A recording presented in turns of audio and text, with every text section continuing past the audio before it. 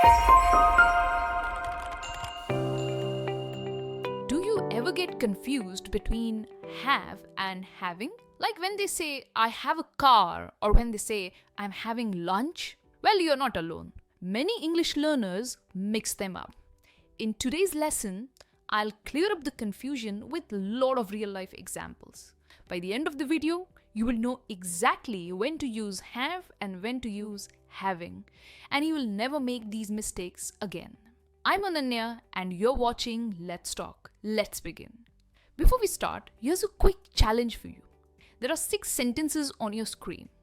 What you have to do is, you have to try to spot which ones are correct and which ones are incorrect. I'll give you 20 seconds. Read them carefully.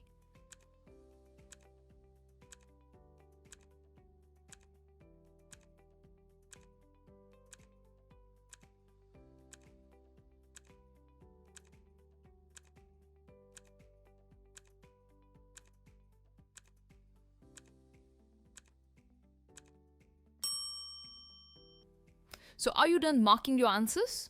Let's go through the answers together. The first one, I have a car.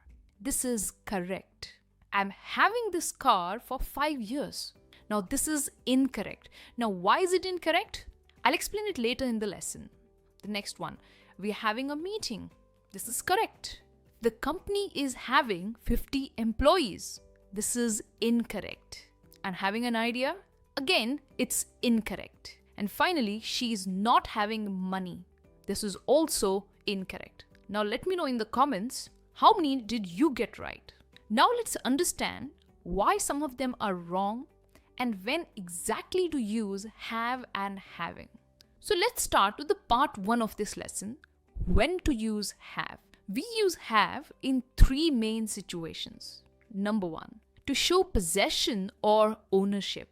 We use have when you own something or when something is in your possession.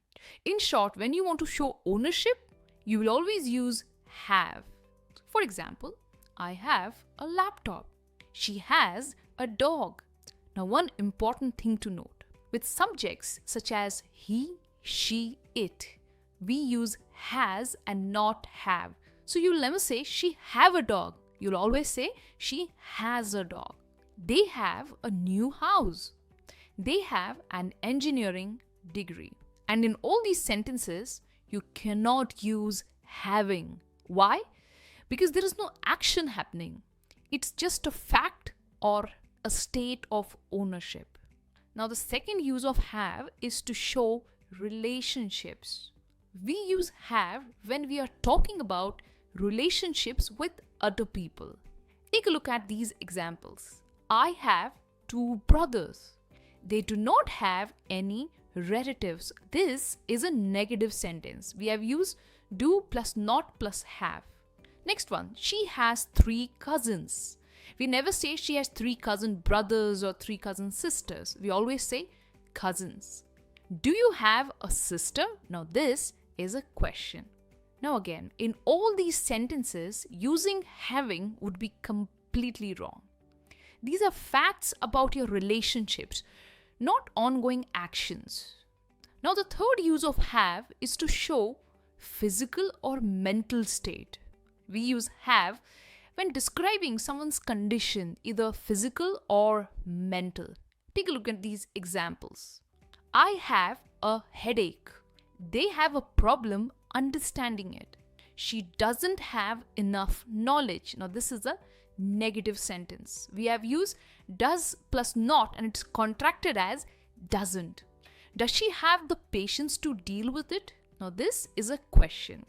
Now all these sentences, they talk about state and not action. So we always use have and not having. Now even if the condition is temporary, you'll never use having. You'll always use have. Now let's move on to the second part of the lesson and understand when do we use having. Now, we use having in 2 main situations. First, for ongoing actions, and it's used in the present continuous tense.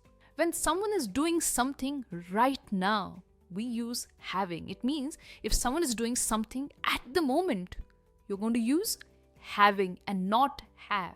For example, I'm having dinner. It means I'm eating at the moment of speaking.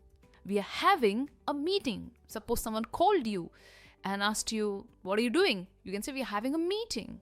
They are having a good chat. She's having fun.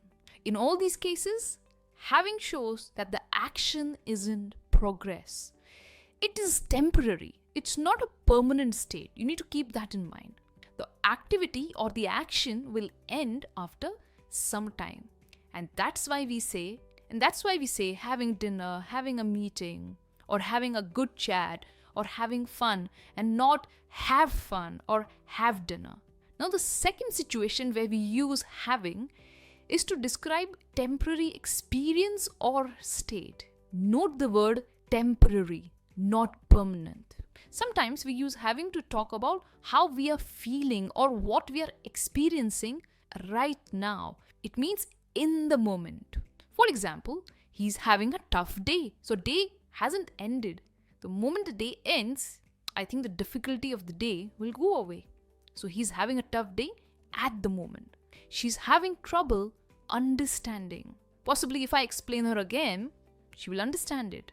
So the experience or state is temporary. I'm having second thoughts. We're having a financial crunch. So note one thing. These aren't any possessions. These are experiences. And they are temporary. So we use having. Now let's review those first 6 sentences once again, which I gave you at the start of the lesson to mark correct or incorrect. Let's understand why they were incorrect or correct. First one, I have a car. This is a correct sentence. Why? Because it shows ownership. Second, I'm having this car for 5 years. This is wrong. It's incorrect. Why? Because owning a car is a possession. It's not an ongoing action. Correct sentence would be, I have had this car for 5 years. Now you might ask, why have I used have had? If you want to know how to use have had together in one sentence, I've already uploaded a video earlier. There's a link in the description, or you can click the I button here. It will help you understand how to use have had in one sentence. Moving on to the third sentence. We are having a meeting. It's a correct sentence because it's an ongoing action. The company is having 50 employees. It's incorrect. Correct sentence is the company has 50 employees because it shows possession. I'm having an idea. Again, it's incorrect. Correct sentence is I have an idea. It's that state of mind. And finally, she's not having money. Again, it is incorrect. The correct sentence is she doesn't have money. It's a negative sentence. Alright, I hope you understood how to use have and having. Come on, let's test your understanding. It's quiz time. Choose the correct word for each sentence. You could either choose have, has, or having and fill them in the blank. If you want, you can pause the video here or take a screenshot and write down your answers in the comments. So English learners, this was today's lesson on one of the most common grammar mistakes between have and having. If you found this lesson useful, let me know in the comments. And if you want more such lessons which are short, clear and simple to understand, don't forget to like, share and subscribe to the channel. I will see you soon with another interesting English lesson. Until then, as usual, keep learning and keep practicing English. Bye for now.